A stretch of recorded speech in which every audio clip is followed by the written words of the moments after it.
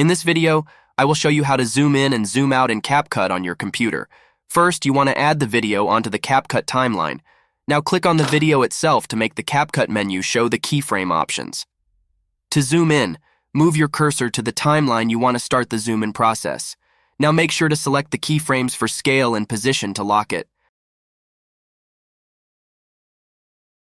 Then, move to the timeline where you want the zoom in effect to end. Now select Add Keyframe under Position and Size. Now go to the video and start enlarging it. You can click on the magnifying glass to shrink the video so it is easier to enlarge.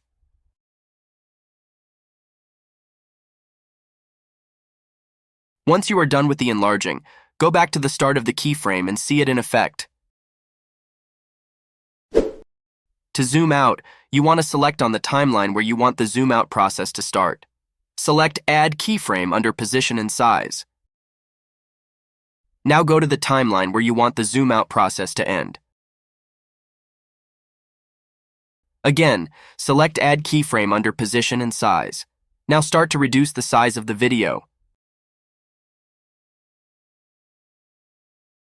Once you are happy, you can go to the video timeline and see the zoom out effect.